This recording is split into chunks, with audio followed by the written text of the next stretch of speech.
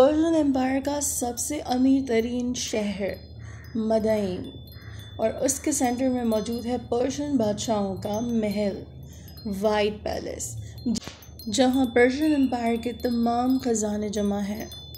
जंग कादसिया जीतने के बाद अब मुसलमानों की फ़ौज अपने रूलर बादशाह अमीरुल मोमिनीन उमर बिन ख़त्ताब के नेक्स्ट ऑर्डर्स का वेट कर रही थी।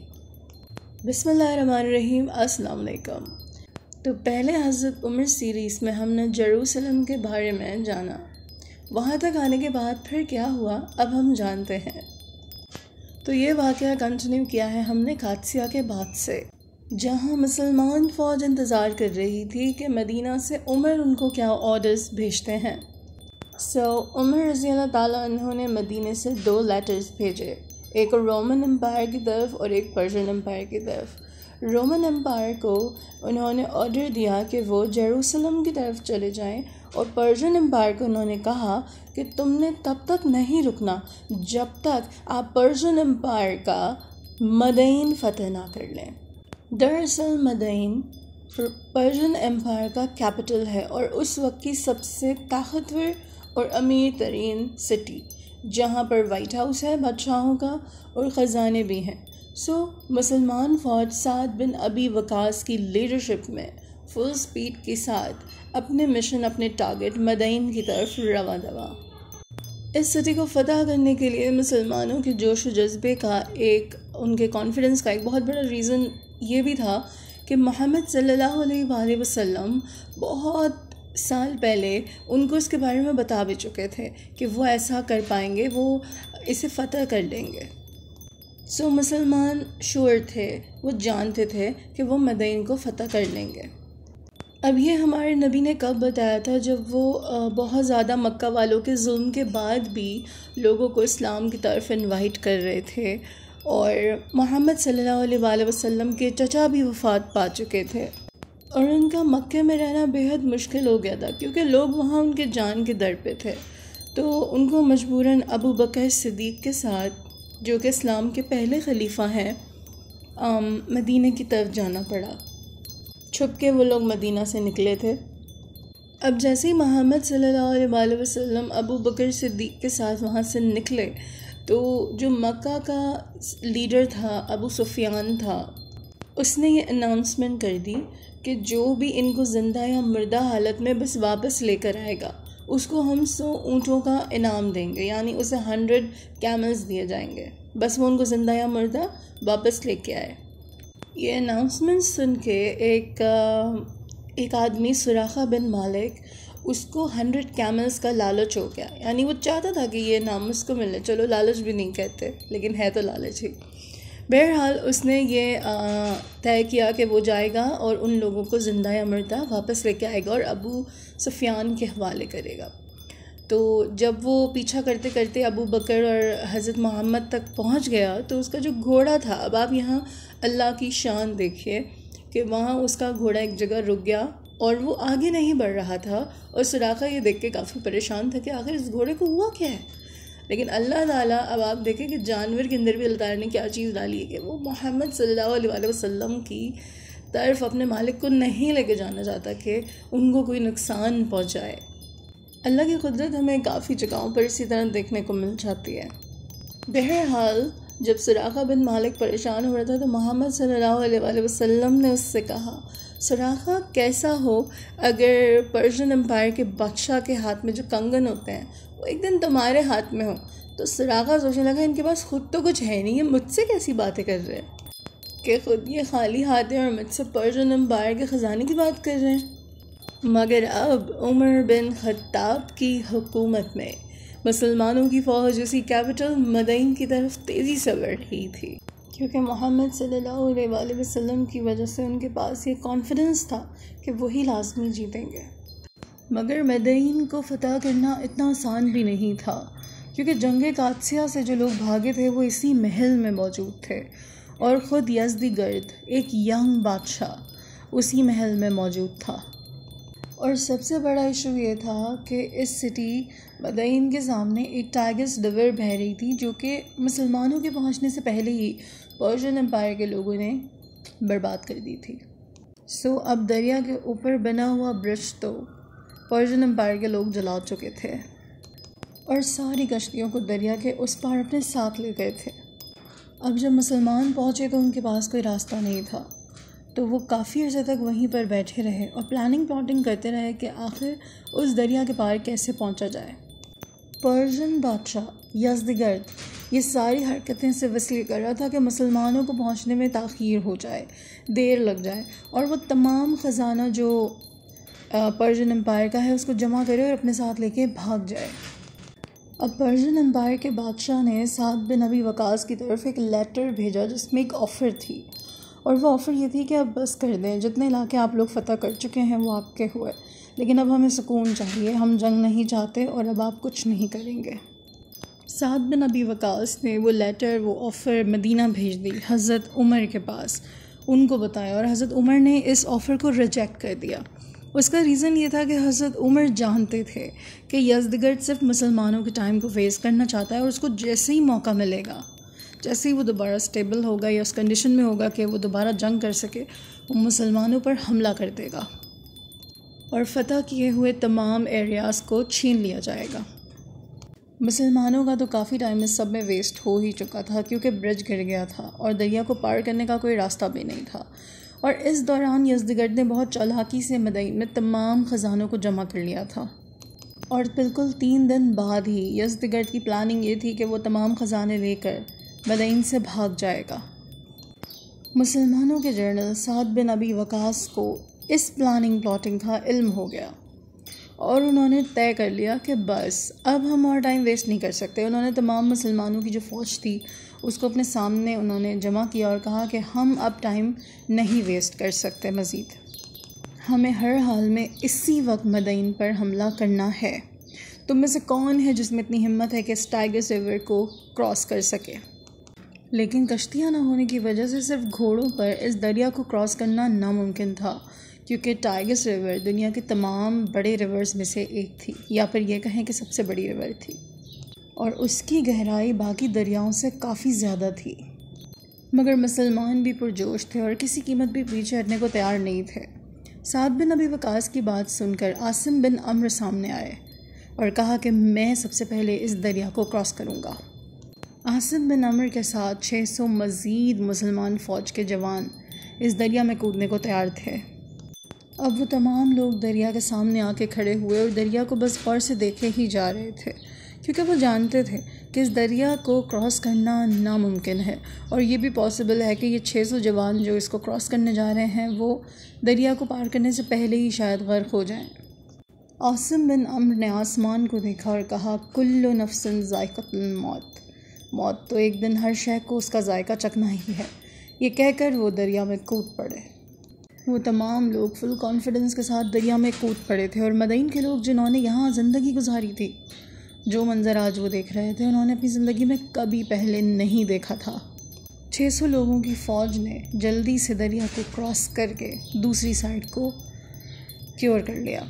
साद बिन अबी वक़ास ने यह देखा और तमाम फ़ौज को एक साथ दरिया में कूदने का और इसे पार करने का हुक्म दिया, और उनको मोटिवेशन देने के लिए वो सबसे पहले ख़ुद कूदे। और साद बिन अबी वक़ास के बाद हज़ारों मुसलमानों की फ़ौज ने एक साथ दरिया में छलांग लगाई। पर्शियन एम्पायर के लोगों ने जब ये मंज़र देखा तो वो खौफ से कहने लगे कि जन्नात आ रहे हैं, जन्नात यहाँ आ रहे हैं, क्योंकि कुछ लोग ऐसा कहने लगे कि ये इंसान नहीं है, ये जन्नात हैं जो दरिया को चीरते हुए हमारी ओर आ रहे हैं। साद बिन अबी वक़ास की लीडरशिप में तमाम मुसलमान फ़ौज ने उस दरिया को क्रॉस कर लिया।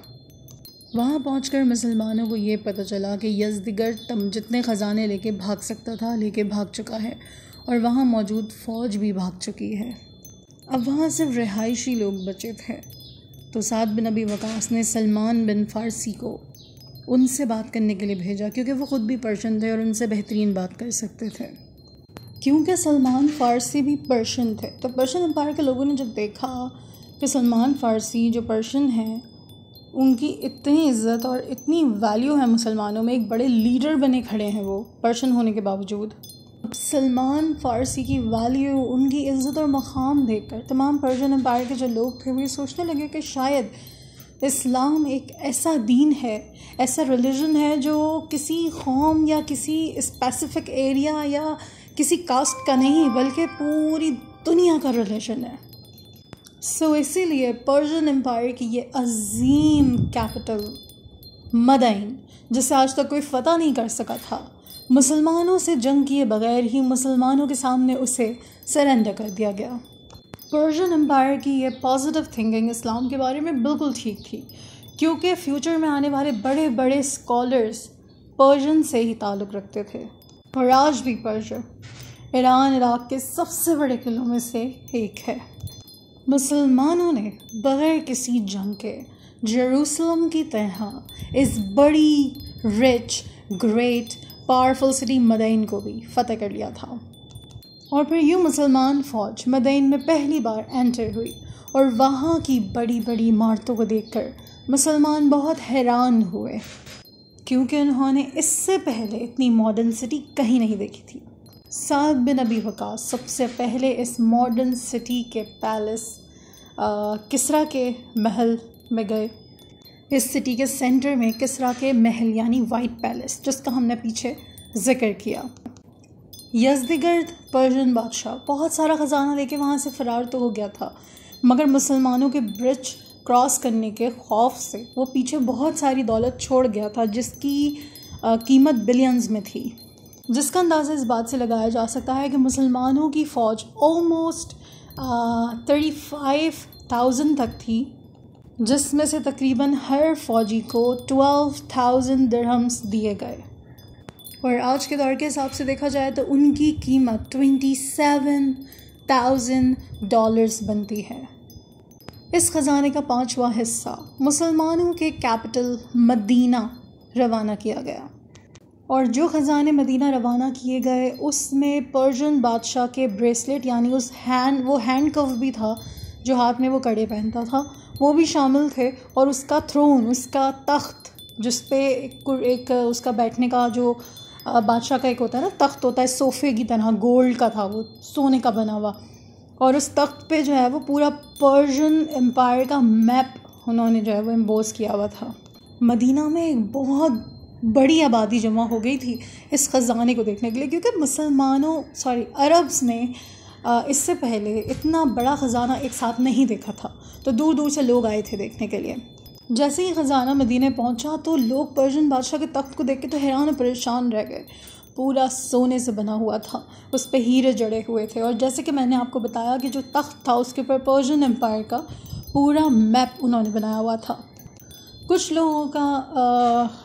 लोगों का मशवरा राय ये थी कि इस तख्त को ऐसे कैसे ही रहने दिया जाए, और इस पर अब हमारे अमीरुल मोमिनीन हज़रत उमर बिन ख़त्ताब, जो कि मुसलमानों के लीडर खलीफा बादशाह थे, वो इस पर बैठे हैं। लेकिन हज़रत अली वहीं मौजूद थे और उन्होंने इस राय से शदीद इख्तलाफ किया कि आने वाले बादशाहों के दिल में बादशाहत की ख्वाहिश रहेगी, तो इस तख्त के टुकड़े टुकड़े कर दिए जाए। खलीफा उमर बिन ख़त्ताब को ये राय हज़रत अली की बहुत पसंद आई। उन्होंने इस तख्त के टुकड़े टुकड़े करवा कर मुसलमानों में बंटवा दिया। उसके बाद हज़रत उमर रज़ी अल्लाह ताला अन्हु ने ये हुक्म दिया कि सुराखा बिन मालिक को लेकर आओ और उसके हाथों में पर्शियन बादशाह के वो कंगन पहनाए। अब सारे लोग ये देख के हैरान परेशान कि आखिर सुराखा बिन मालिक को पर्शियन बादशाह के कंगन पहनाने की क्या ज़रूरत है, हज़रत उमर ने ऐसा क्यों किया? तो हज़रत उमर ने बताया कि उन्होंने ये सब सिर्फ रसूल पाक सल्लल्लाहु अलैहि वसल्लम की हदीस को पूरा करने के लिए किया है, क्योंकि हिजरत के दौरान नबी पाक मोहम्मद सल्लल्लाहु अलैहि वसल्लम ने सुराखा बिन मालिक से कहा था कि एक दिन किसरा के कंगन तुम्हारे हाथ में पहनाए जाएंगे। जब उसने ये सोचा था कि इनके पास खुद तो कुछ है नहीं और ये पर्शियन एम्पायर के ख़जाने का सोच रहे हैं, थोड़ी देर वो कंगन सुराखा के हाथ में पहनाने के बाद वो कंगन उतार लिए गए। उससे कहा गया ये तुम्हारे लिए नहीं है, और वो उतार कर मुसलमानों के बैतुल माल में जमा करा दिए गए। जब पर्शियन एम्पायर को मदीन को फ़तह किया गया तो उसमें रॉयल फैमिली जो थी, जो बादशाह की फ़ैमिली थी, उसके भी कुछ लोग थे जो अरेस्ट हुए, गिरफ़्तार हुए। उनमें 3 शहज़ादियाँ भी थीं जो कि पिछले बादशाह की बेटियाँ थीं। अब अगर मुसलमानों की जगह कोई और पर्शियन एम्पायर को फ़तह करता तो वो इन शहज़ादियों के साथ ऑब्वियसली बहुत बुरा सलूक करता, मगर मुसलमानों ने उनको इज़्ज़त बख्शी, उनसे निकाह किए और उनके निकाह भी हाई स्टैंडर्ड्स में करवाए गए। एक शहज़ादी की शादी पहले खलीफा अबू बकर सिद्दीक़ रज़ी अल्लाह ताला अन्हु के बेटे से कराई गई। दूसरी शहज़ादी की शादी दूसरे खलीफा उमर बिन ख़त्ताब के बेटे से करवाई गई। और तीसरी शहज़ादी की शादी हज़रत अली रज़ी अल्लाह ताला अन्हु जो कि इस्लाम के चौथे खलीफा हैं, उनके बेटे हुसैन रज़ी अल्लाह ताला अन्हु से करवाई गई। और इसी शादी से हुसैन रज़ी अल्लाह ताला अन्हु के बेटे ज़ैनुल आबिदीन की पैदाइश हुई थी। ज़ैनुल आबिदीन दुनिया के तमाम शहज़ादों में से सबसे ज़्यादा हाई स्टैंडर्ड शहज़ादे रहे। देखा जाए तो ज़ैनुल आबिदीन के नाना पूरे पर्शियन एम्पायर के बादशाह थे और उनके दादा हज़रत अली पूरी खिलाफत के खलीफा थे। बहरहाल मुसलमान पर्शियन बादशाह यज़दगिर्द का पीछा करते रहे। बनोला की जंग जीतने के बाद इराक़ को भी छोड़कर भागा यज़दगिर्द। उसने इराक़ से भाग के ईरान में पनाह ली। मुसलमानों ने बासानी इराक़ को फ़तह कर लिया। जनूला की जंग जीतने के बाद पर्शियन बादशाह इराक़ से भाग गया, ईरान में पनाह ली। मुसलमानों ने इराक़ को फ़तह किया बहुत आसानी से। इसके बाद साद बिन अबी वक़ास ने मुसलमानों के खलीफा उमर रज़ी अल्लाह ताला अन्हु को लेटर भेजा और उनसे पूछा कि अब इससे आगे हमें क्या करना चाहिए। उमर बिन ख़त्ताब का रिस्पॉन्स बहुत अजीब था और वो ये था कि बस अब इससे आगे जाने की इजाज़त मुसलमानों को नहीं है और मेरी ख्वाहिश ये है कि हमारे और पर्शियंस के दरमियान एक ऐसी दीवार खींच दी जाए कि ये जंग बस अब यहीं रुक जाए। उमर बिन ख़त्ताब के ऑर्डर को पढ़ने के बाद साद बिन अबी वक़ास ने मुसलमान फ़ौज को वहीं रोक दिया और पूरे इराक़ में पहली बार इस्लाम का निज़ाम क़ायम किया गया। और उमर रज़ी अल्लाह ताला अन्हु के ऑर्डर पर साद बिन अबी वक़ास ने इराक़ में मुसलमानों का एक हेड क्वार्टर भी बनाया। इस हेड क्वार्टर को कूफा कहा जाता था और इस्लाम की हिस्ट्री में कूफा का एक बहुत बड़ा रोल भी रहा है। यही कूफा मदीना के बाद मुसलमानों के लिए सबसे बड़ा कैपिटल था और इसी कूफा की वजह से इस्लामिक हिस्ट्री का सबसे ज़्यादा दर्दनाक इंसिडेंट भी पेश आया, करबला। जानते हैं एक बहुत ही इंटरेस्टिंग हदीस है। एक जंग के बाद नबी पाक मोहम्मद सल्लल्लाहु अलैहि वसल्लम अपने कैंप में बैठे हुए थे तो एक सहाबी उनसे मुलाकात के लिए वहीं तशरीफ़ लाए। मोहम्मद सल्लल्लाहु अलैहि वसल्लम ने उन्हें अपने पास बिठाया और क़यामत की कुछ निशानियां बताईं कि मैं तुम्हें क़यामत की कुछ निशानियां बताता हूँ। मोहम्मद सल्लल्लाहु अलैहि वसल्लम ने फरमाया, मेरी मौत, उसके बाद जेरूसलम की फ़तह होगी और एक ऐसी बीमारी फैलेगी जो मुसलमानों को बड़ी तादाद में हलाक कर डालेगी। जी हाँ, ये ताउन की बीमारी का ही प्रेडिक्शन है। इस हदीस के बाद एग्जैक्टली सब कुछ वैसे ही हुआ। इस हदीस के कुछ अरसे बाद आप सल्लल्लाहु अलैहि वसल्लम इस दुनिया से वफ़ात पा गए। उमर बिन ख़त्ताब की हुकूमत में उन तमाम इलाक़ों को फ़तह कर लिया गया जिनका आपने प्रेडिक्ट किया था।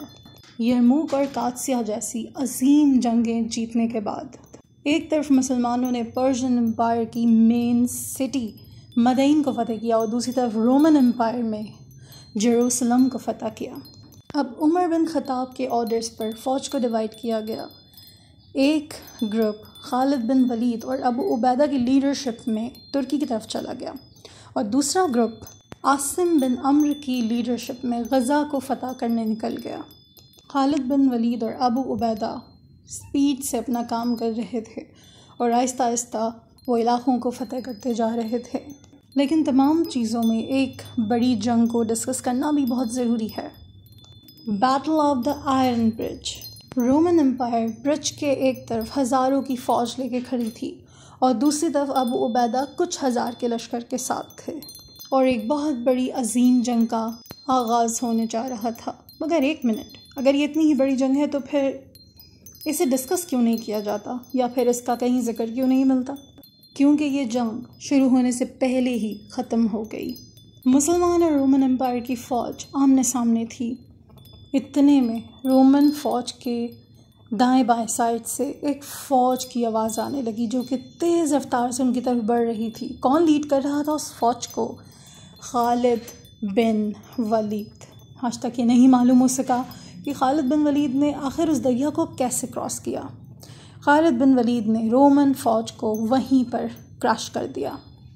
रोमन्स जंग को छोड़कर भाग गए और इसी तरह जंग शुरू होने से पहले ही ख़त्म हो गई। ये जंग सीरिया में मुसलमानों की आखिरी जंग थी। इस जंग के बाद मुसलमानों ने सीरिया को पूरी तरह से फ़तह कर लिया था मुसलमानों की हुकूमत का जो कंट्रोल था वो शाम, लेबनान, जॉर्डन सब जगह फैल चुका था। सो अबू उबैदा यहीं रहे और खालिद बिन वलीद पहली बार अपनी फ़ौज के साथ तुर्की में दाखिल हुए और तेज़ी से कुस्तुनतनिया की तरफ बढ़ने लगे, यानी इस्तांबुल। मगर खालिद बिन वलीद जब कुस्तुनतनिया तक पहुंच ही गए तो उसे फ़तह क्यों नहीं किया? और आज 100 साल बाद एक तुर्किश बादशाह सुल्तान महमद फ़ातिह ने कुस्तुनतनिया को फ़तह किया। अब तुर्की में दाखिल होते ही क्या बड़ा मसला दरपेश था। खलीफा बनते ही उमर बिन ख़त्ताब ने खालिद बिन वलीद को उनकी पोस्ट से हटा दिया था, लेकिन अब भी खालिद बिन वलीद को बहुत सारे मुसलमान बहुत कुछ समझते थे और जवान फ़ौजी तो यही समझते थे, जवान मुसलमान तो यही समझते थे कि आज ये खिलाफत राशिदा जहाँ भी है खालिद बिन वलीद की वजह से है। और ये बात उमर बिन ख़त्ताब को नागवार गुज़रती थी, क्योंकि वो लोगों को इस बात का एहसास दिलाना चाहते थे कि ये सब कुछ अल्लाह ताला की पावर और अल्लाह ताला की अथॉरिटी की वजह से है, हज़रत उमर या खालिद बिन वलीद की वजह से नहीं। और एक मामला ये भी दरपेश था कि एक दफ़ा एक महफ़िल में एक शायर ने कुछ अशार पढ़े तो खालिद बिन वलीद को बहुत पसंद आया। उन्होंने 10,000 दिरहम उस शायर को इनाम के तौर पे दिए। वहाँ पर मौजूद उमर बिन ख़त्ताब के एक मुखबर ने मुखबरी कर दी और उमर बिन ख़त्ताब को इस वाक़ये के बारे में बता दिया। ये वाक़या उमर बिन ख़त्ताब को नागवार गुज़रा। उमर बिन ख़त्ताब ये सोच रहे थे कि मदीना में हम सादगी से ज़िंदगी गुजार रहे हैं और हमारे जर्नल्स दुनिया में ये सारी चीज़ें कर रहे हैं, और उनको ये भी खौफ था कि ये पैसे खालिद बिन वलीद ने मुसलमानों के पैसों में से ना दिए हों, बैतुल माल में से। उमर बिन ख़त्ताब ने अबू उबैदा को एक ख़त लिखा और बहुत ही डेंजरस ख़त लिखा, जिसमें उन्होंने लिखा कि खालिद बिन वलीद को उमैसा के तमाम मुसलमानों के सामने पेश किया जाए और उनसे ये सवाल किया जाए कि ये पैसे शायर को इन्होंने अपनी जेब से दिए या मुसलमानों के बैतुल माल से, मुसलमानों के माल गनीमत से। अगर अपनी जेब से दिए तो ये एक फ़जूल खर्ची है, और अगर मुसलमानों के बैतुल माल से तो ये बहुत बड़ी ख़यानत है। दोनों सूरतों में खालिद बिन वलीद को फ़ौज से निकाल देना जायज़ है। डिसमिसल ऑफ खालिद बिन वलीद। खालिद बिन वलीद सवालात के जो भी जवाब दें उन्हें फ़ौज से फ़ौरी तौर पर मुस्तरद कर दिया जाए, डिसमिस कर दिया जाए, और फ़ौज से मुस्तरद करने के बाद उन्हें सीधा मदीना मेरे पास भेजा जाए। इशू ये था कि रोमन पर्शियन एम्पायर के बादशाह भी खालिद बिन वलीद के नाम से कांपते थे। उमर बिन ख़त्ताब को खालिद बिन वलीद से हिसाब किताब लेने के लिए अब ऐसे आदमी की ज़रूरत थी जो उनका सामना कर सके, जो उनसे हिसाब किताब ले सके। और उमर बिन ख़त्ताब ने इस काम के लिए किसको चूज़ किया जानते हैं? उमर बिन ख़त्ताब ने बिलाल रज़ी अल्लाह ताला अन्हु, पहले मौज़िन इस्लाम के, उनका इंतख़ाब किया। बिलाल रज़ी अल्लाह ताला अन्हु एक बहुत स्ट्रॉन्ग पर्सनालिटी हैं जिन पे बेहद बेजा जुल्म ढाए गए उनके मास्टर्स की तरफ से जब वो एक स्लेव थे, ग़ुलाम थे, लेकिन वो इस्लाम से पीछे नहीं हटे और एक अल्लाह का नारा बुलंद करते रहे। तो उनकी ताकत को जानते हुए उमर बिन ख़त्ताब ने उनको मुंतखब किया कि वो खालिद बिन वलीद से उनसे इंटरोगेशन कर सकें और जान सकें कि खालिद बिन वलीद ने क्या चीज़ कैसे की। अबू उबैदा ने तमाम लोगों को और खालिद बिन वलीद को एक मीटिंग में बुलाया। मीटिंग में पहुंच के खालिद बिन वलीद वहाँ के एनवायरनमेंट को देख के तो समझ गए थे कि कुछ तो गड़बड़ ज़रूर है, क्योंकि तमाम लोग पिन ड्रॉप साइलेंस पे बैठे हुए थे। अबू उबैदा सर झुका के बैठे हुए थे और हज़रत बिलाल, खालिद बिन वलीद खैर बैठ गए वहाँ पर, तो उनके सामने हज़रत बिलाल बैठे थे। हज़रत बिलाल काफ़ी देर तक इंतज़ार करते रहे कि अबू उबैदा कुछ बोलें, मगर वो कुछ भी नहीं कह रहे थे।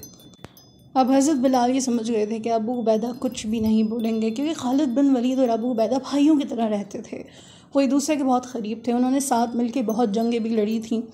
तो बिलाल रज़ी अल्लाह अन्हु अचानक खड़े हुए कहा कि ए खालिद बिन वलीद, हमारे अमीरुल मोमिनीन, हमारे खलीफा उमर बिन ख़त्ताब ये जानना चाहते हैं कि शायर को दिए गए 10,000 दिरहम तुमने कहाँ से दिए।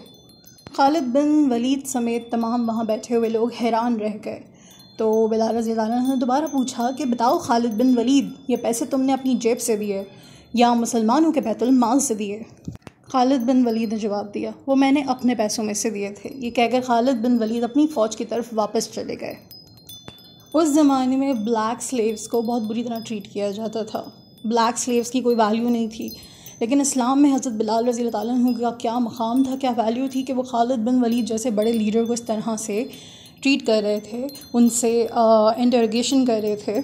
सो ये बात साबित हो जाती है कि लास्ट सरमन में नबी पाक सल्लल्लाहु अलैहि वसल्लम ने जो फरमाया कि अरबी को अजमी पर, काले को गोरे पर, किसी को किसी पर कोई फ़ौक़ियत नहीं है, सब अल्लाह की आँख में बराबर हैं, तो यहाँ ये बात साबित हो जाती है। फिल्म में मौजूद तमाम लोग इसी बात पर हैरान थे कि ये एक हबशी ग़ुलाम कैसे खालिद बिन वलीद को इस तरह से उनसे सवाल जवाब कर रहा है।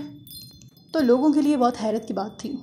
इस तरह हज़रत उमर रज़ी अल्लाह अन्हु की खिलाफत में ये काला गोरा और कास्ट, तमाम इस तरह के जितने भी इश्यूज़ हैं, ये सब ख़त्म हो चुका था। अब खालिद बिन वलीद जवाब देकर अपनी फ़ौज की तरफ चले गए, लेकिन अबू उबैदा ने उन्हें ये नहीं बताया जो लेटर के अंदर और भी बातें लिखी थी कि खालिद बिन वलीद जो भी जवाब दें उन्हें फ़ौज से डिसमिस कर दिया जाए, मुस्तरद कर दिया जाएगा। ऐसा उन्होंने उनको नहीं बताया था।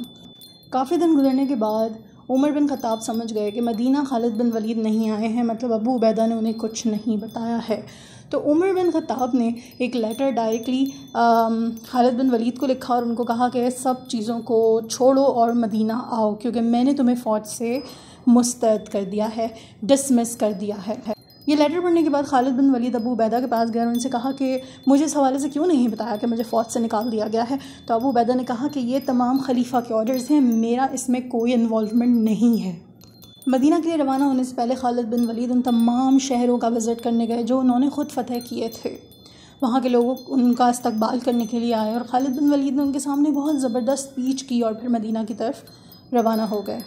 अब जैसे ही खालिद बिन वलीद मदीना पहुँचे और उमर बिन ख़त्ताब के घर की तरफ जाने लगे तो क्या देखते हैं कि उमर बिन ख़त्ताब वहीं मौजूद हैं। अब एक तरफ उमर बिन ख़त्ताब सबसे बड़े बादशाह और दूसरी तरफ सबसे बड़े जर्नल खालिद बिन वलीद एक दूसरे के आमने सामने खड़े थे।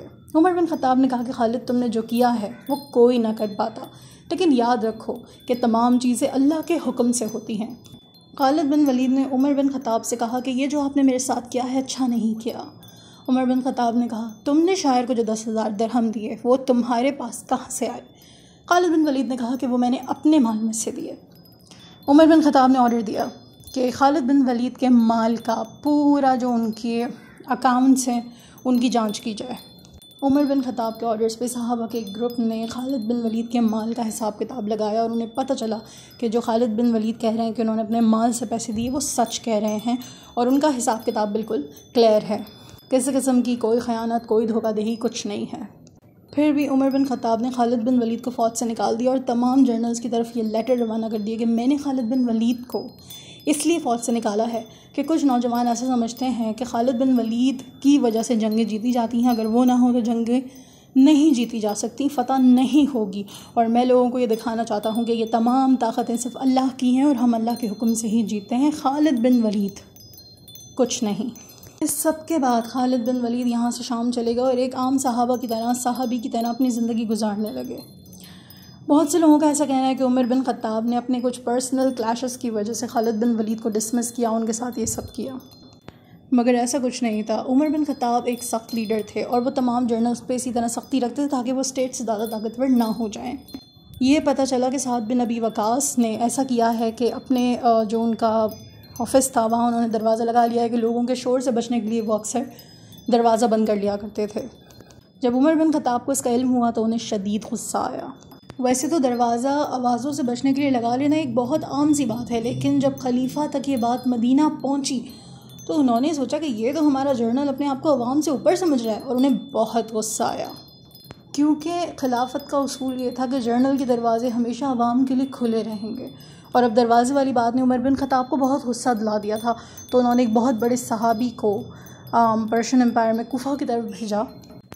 सहाबी को ये ऑर्डर दिए उमर बिन ख़त्ताब ने कि जाओ उस दरवाज़े को निकालो, उसके टुकड़े टुकड़े करो और इसे आग लगा दो।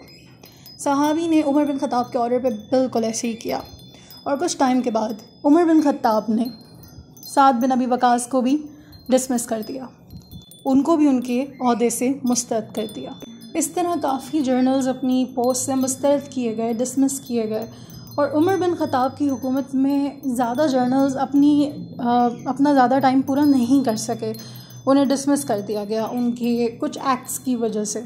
बहरहाल इसी तरह खालिद बिन वलीद को भी डिसमिस कर दिया गया। अब जो हदीस मुबारक है उसके पूरे होने का वक्त आ गया था, यानी कि ताउन के फैलने का। मुसलमान अपने पावर के पीक पे पहुंच चुके थे और अब उनके पर दो बड़ी बड़ी आजमाइश आ गई। मुसीबत तो नहीं कहेंगे, आजमाइश ही कहेंगे। सीरिया में ताउन की बीमारी पूरी तरह फैली और अरब में एक बहुत शदीद कहत पड़ गया। कहत इतना सख्त हो गया था और हालात इतने संगीन कि जानवर भी सूख कर कांटा हो गए थे। अरब के लोगों को बस अभी की जगह से उम्मीद थी। वो जानते थे कि अब मदीना के सिवा उन्हें कोई नहीं बचा सकता, यानी अमीरुल मोमिनीन उमर बिन ख़त्ताब के सिवा। वो सब मदीना पे जमा हो गए और उमर बिन ख़त्ताब से इल्तिजा की कि अल्लाह के लिए हमें बचाइए। हज़रत उमर इतने परेशान हो गए थे, इतनी टेंशन में आ गए थे कि उन्होंने ये ऐलान तक कर दिया था कि अगर कोई कुछ खाने के लिए किसी से चोरी भी करता है तो उसे हाथ काटने की सज़ा नहीं दी जाएगी। बहरहाल हज़रत उमर ने अपने तमाम जर्नल्स को लेटर लिखे जो अलग अलग जगहों पर तैनात थे, अलग अलग मुल्कों में तैनात थे। उनको लेटर्स लिखे कि क्या तुम मुझे क़हत साली की वजह से मरते हुए देख सकते हो। इन लेटर्स से जर्नल्स को अंदाज़ा हो गया था कि अब शदीद कहत है और ज़रूरत है बहुत कि खाना प्रोवाइड किया जाए। तो उन्होंने इस लेटर का रिप्लाई दिया कि आप फ़िक्र नहीं करें, हम ऊँटों के बड़े बड़े काफ़िले भेजेंगे जो एक शाम और एक मदीना में एंड करेगा और वो खाने की अशिया से लदा हुआ होगा।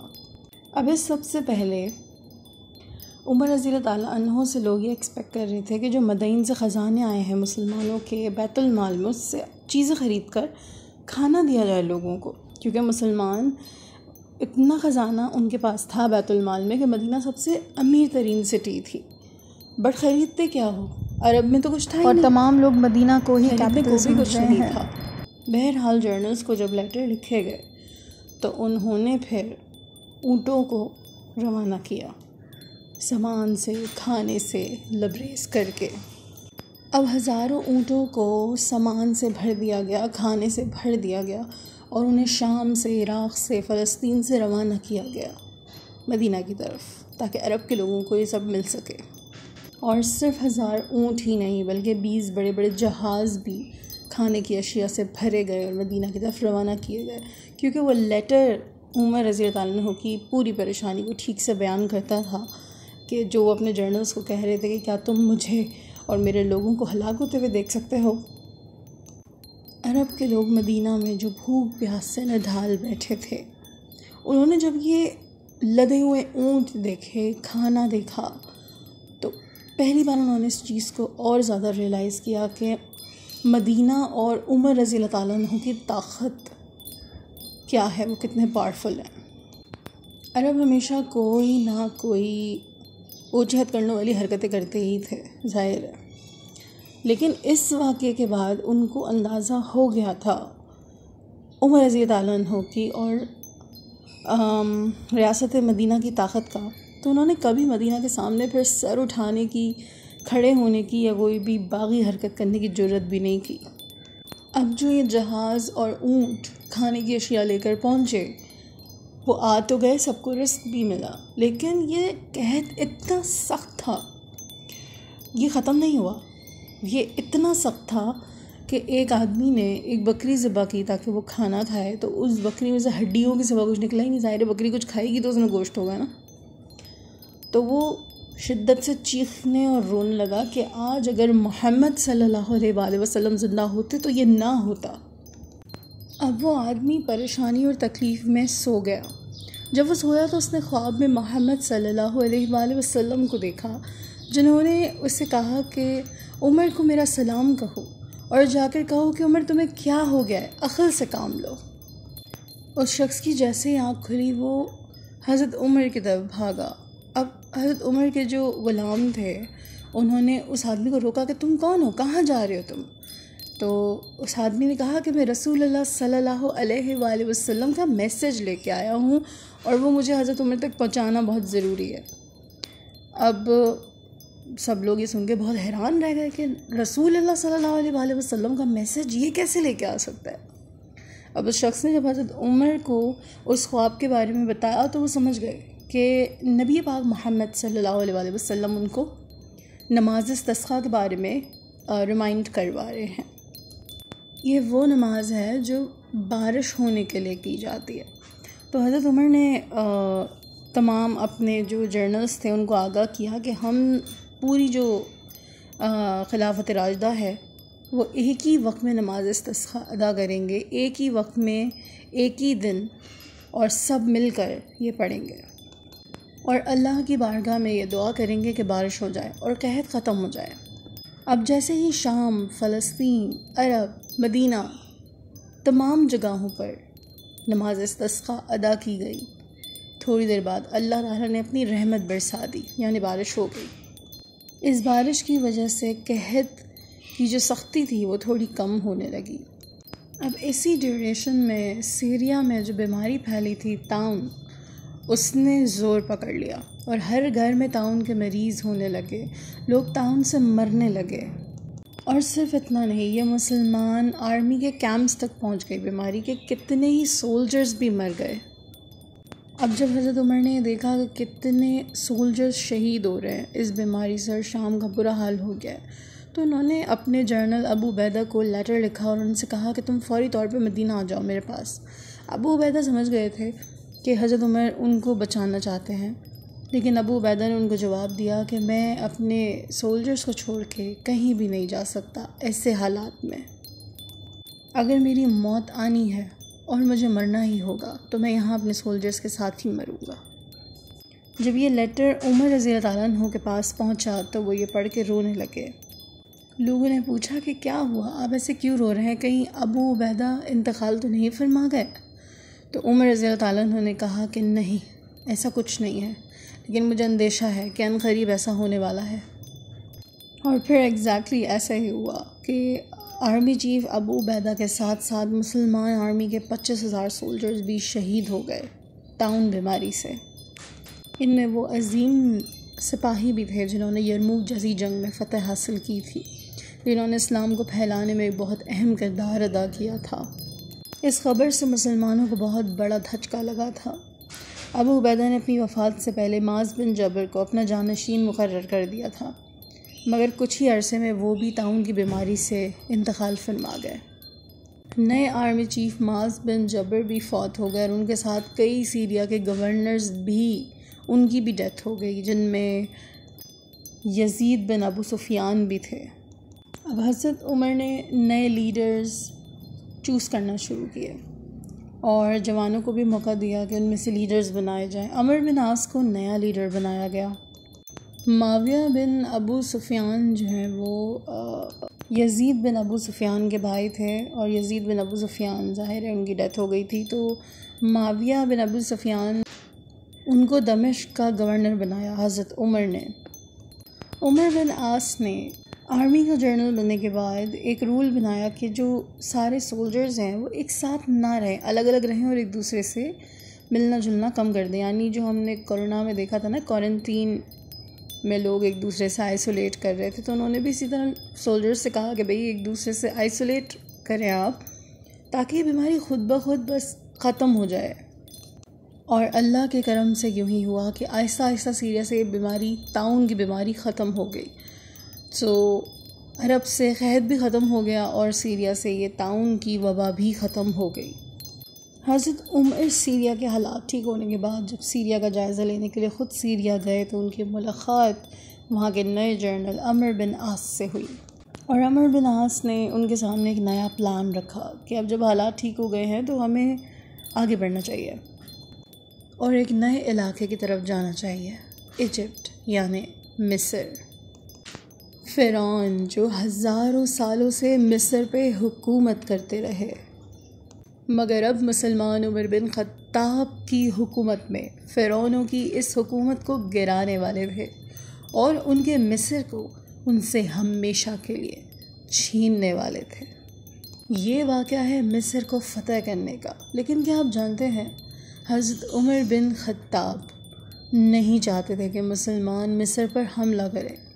उसका रीज़न ये था कि कुछ टाइम पहले ही सीरिया में एक वबा फैली थी, ताउन, जिससे हज़ारों की तादाद में जर्नल्स, गवर्नर्स और सोल्जर्स शहीद हो गए थे। जब हज़रत उमर मदीना गए तो उनकी मुलाकात अमर बिन आस से हुई, जो कि नए आर्मी जनरल थे। उन्होंने अपना प्लान हज़रत उमर के सामने रखा कि अब हमें स्लो नहीं होना है बल्कि आगे बढ़ना है। अब हम फ़िरौनों की तरफ जाएंगे, यानी मिस्र की तरफ, और उसे फ़तह करेंगे। उमर बिन ख़त्ताब इस प्लान को अंजाम देना नहीं चाहते थे, क्योंकि वो जानते थे कि एक बड़ी तादाद में सोल्जर्स, गवर्नर्स और जनरल्स उन्होंने खो दिए हैं, और अब अगर मुसलमान थोड़ी सी फ़ौज के साथ मिस्र पे हमला करने जाते भी हैं तो ऐसा ना हो कि रोमन एम्पायर पीछे से उनके ऊपर हमला कर दे। लेकिन नए जनरल अमर बिन आस अपने प्लान पे डटे रहे कि नहीं, हमें हर हाल में मिस्र पे हमला करना ही होगा। इस्लाम लाने से पहले अमर बिन आस एक बहुत बड़े बिजनेस टाइकून थे और उनका मिस्र आना जाना रहता था।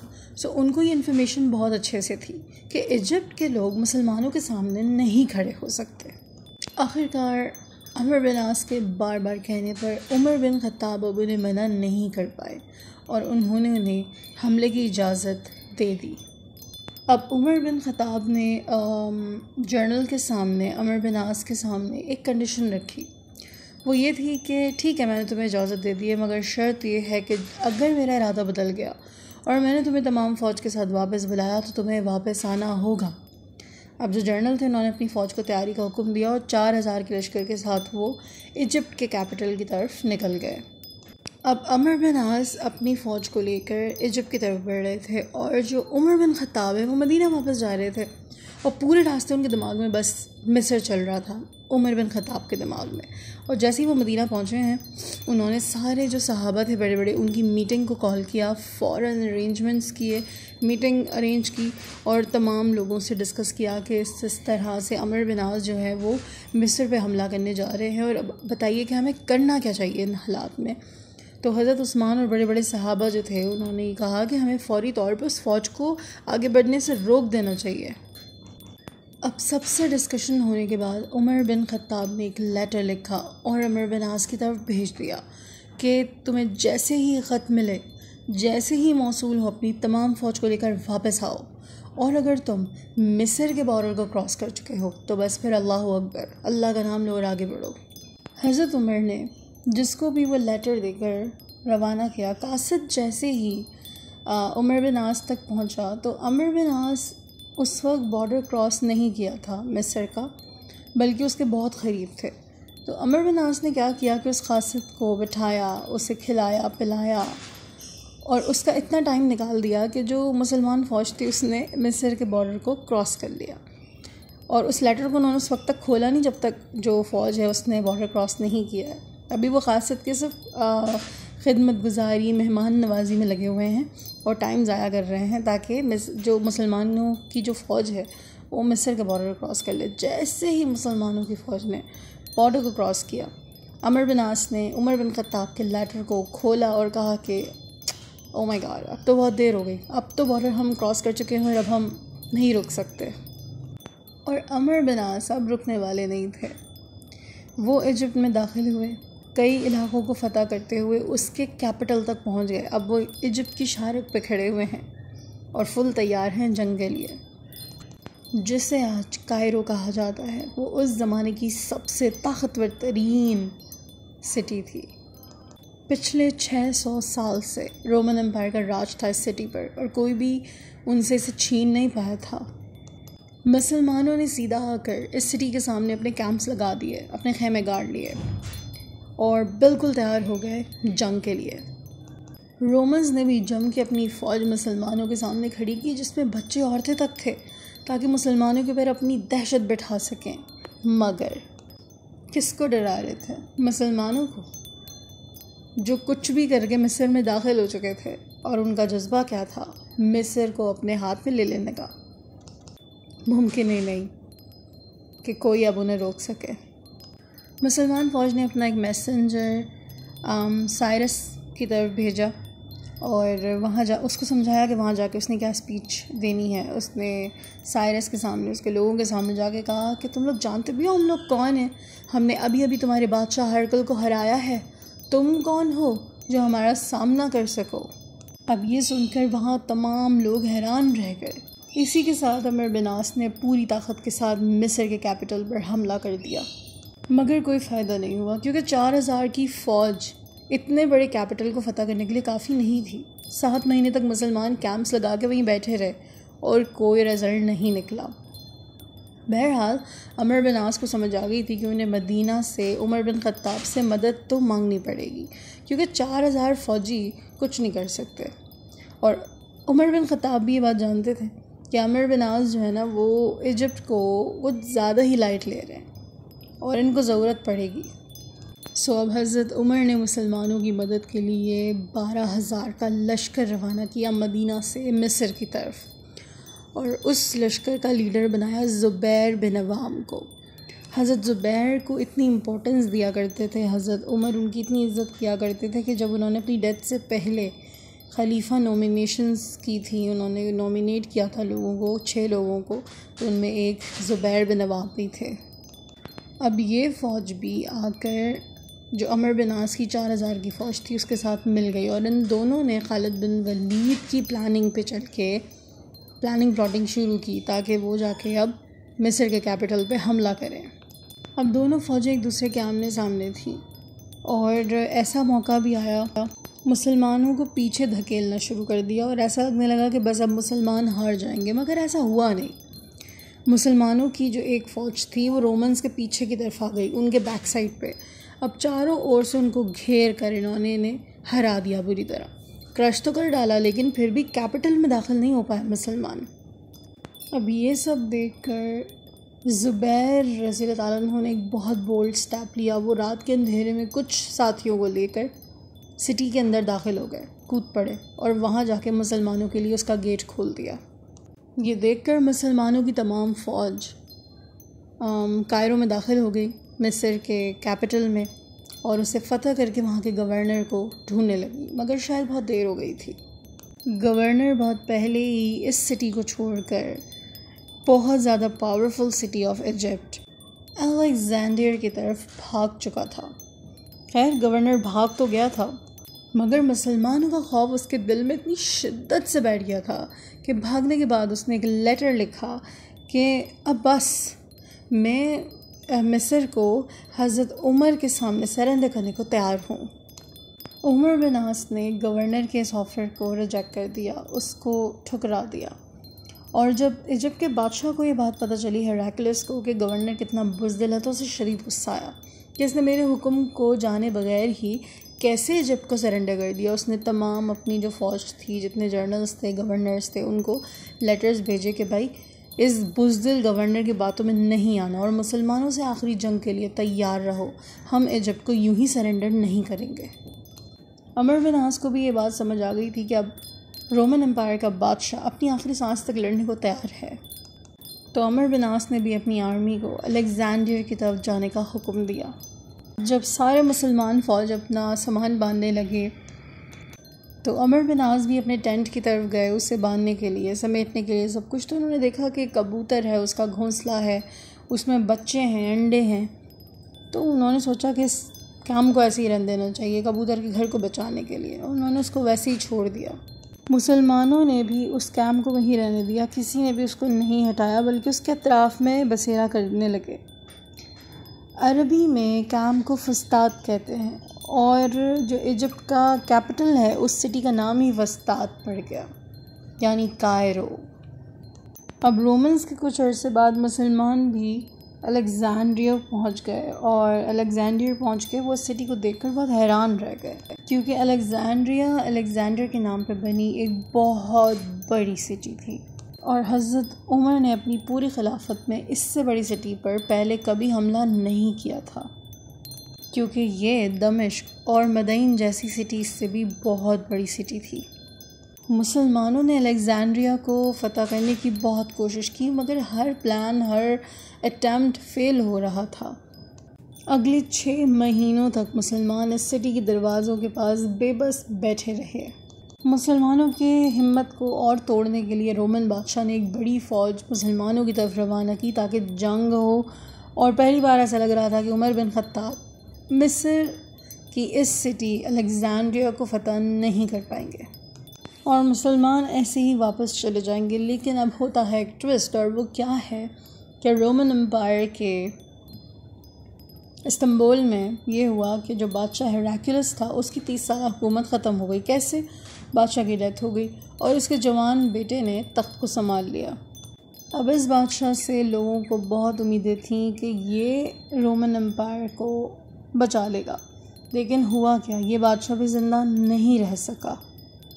उस बादशाह की सौतेली माँ ने उसका मर्डर कर दिया और अपने बेटे को तख्तनशीन करवा दिया। इस सब से रोमन एम्पायर की आवाम को बहुत गुस्सा आया, जिससे एक सिविल वॉर बहुत बड़ी शुरू हो गई। अब हेराक्लियस की जो फ़ौज थी जो उसने मुसलमानों से लड़ने के लिए बनाई थी, उसे तो वापस जाना पड़ा और सिविल वॉर इतना लड़ गया कि वो आपस में ही एक दूसरे को मारना धारना, एक दूसरे को तबाह बर्बाद करना शुरू करने लगे। हालात जब कंट्रोल हुए तो मद्देनज़र बात यह है कि रोमन एम्पायर के तख्त पर एक नया बादशाह बैठा है, लेकिन वो बादशाह सिर्फ़ और सिर्फ 11 साल का एक बच्चा था।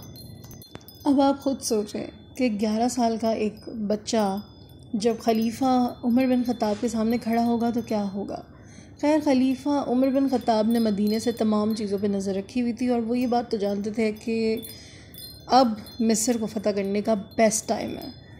उमर बिन ख़त्ताब ने ख़त लिखा और मैसेंजर को दिया कि जाओ फ़ौरी तौर पर ये अमर बिन आस को मिस्र में पहुंचा कर आओ। अब जो क़ासिद था वो तेज़ी से सफ़र तय करके दिन रात एक करके जल्दी से मिस्र पहुंचा और अमर बिन आस को उमर बिन ख़त्ताब का ये लेटर दिया, जिसमें उमर बिन ख़त्ताब ने ये मेंशन किया था कि तमाम मुसलमान फ़ौज को एक जगह जमा करो, उन्हें मेरा ये ख़त पढ़ के सुनाओ। और अमर बिन आस ने एग्जैक्टली ऐसा ही किया, तमाम फ़ौज को जमा किया और फिर उनको ये ख़त पढ़ के सुनाया। ख़त: ए मुसलमानों, तुम्हें क्या हो गया? पिछले 2 साल से तुम ये जंग लड़ रहे हो, लेकिन अब तक तुम मिस्र फ़तह नहीं कर पाए। मुझे खौफ है कि तुम नबी पाक मोहम्मद सल्लल्लाहु अलैहि वसल्लम और कुरान पाक के बताए हुए तरीक़ों को शायद भूल गए हो और बिल्कुल हमारे दुश्मनों की तरह दुनिया की मोहब्बत में खो गए हो। याद रखना, अल्लाह ऐसी कौम की मदद बिल्कुल नहीं करता। तो अब मैं तुम्हारी तरफ एक नई फ़ौज को भेज रहा हूँ। उठो, अपने घोड़ों को ठीक करो, अपनी तलवारों को निकाल लो और अपनी ख़ताओं से बाज आ जाओ और रोमन से एक आखिरी जंग लड़ने के लिए तैयार हो जाओ। मुसलमान इजिप्ट को इस्लाम के कंट्रोल में ला सकेंगे।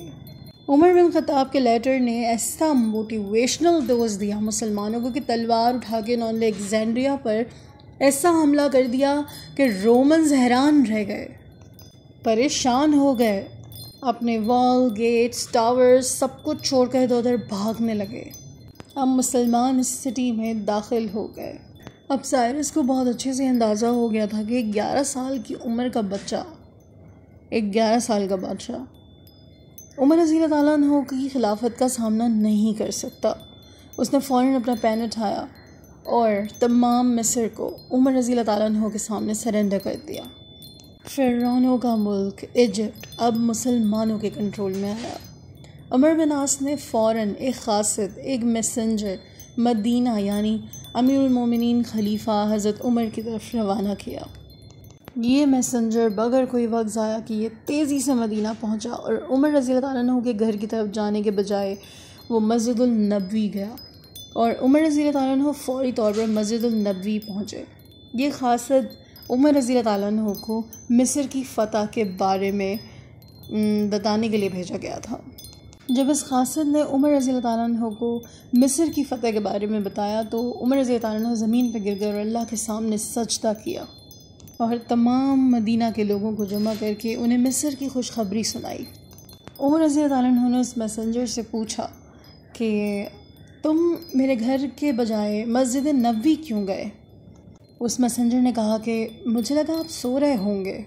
तो उमर ने कहा, अगर खलीफा इतनी बड़ी खिलाफत को छोड़ के सोएगा और दिन दहाड़े सोएगा तो इतनी बड़ी खिलाफत को कौन चलाएगा। अब उमर बिन आस के हाथ में एक और चीज़ आई जो बहुत ताकतवर थी और वो थी रोमन्स की नेवी।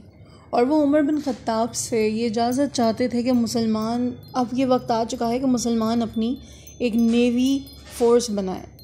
हज़रत उमर ने ऐसा करने से साफ इनकार कर दिया क्योंकि अरब डेज़र्ट में रहते हैं, वो रेगिस्तान के आदी हैं, समंदर, जहाज़, इन तमाम चीज़ों के बारे में वो कुछ नहीं जानते और इस मुकाबले में रोमन्स इस सब के माहिर हैं।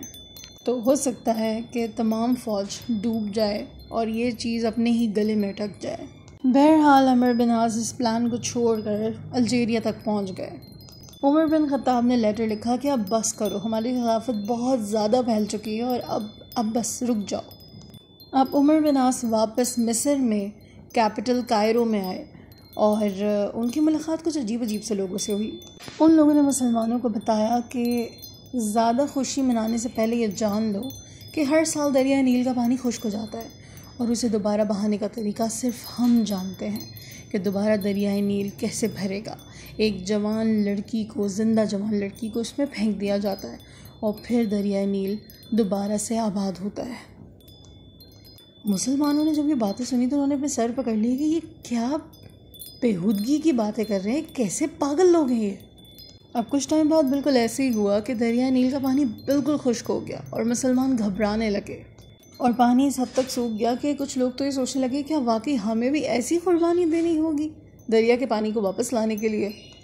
अब उमर बिन आस ने एक लेटर लिखा और हज़रत उमर को तमाम सिचुएशन से आगाह किया, उन्हें सब कुछ बताया। हज़रत उमर ने जब ये लेटर पढ़ा तो उन्होंने कहा कि ये क्या बकवास है, हम दुनिया में इंसाफ के लिए आए हैं और ये किस किस्म की बुरी चीज़ें फैलाई जा रही हैं।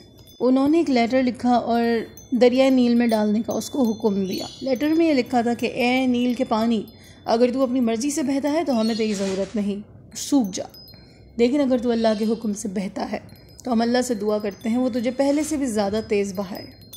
और फिर ऐसा ही हुआ कि दरिया नील का पानी पहले से भी ज़्यादा तेज़ बहने लगा।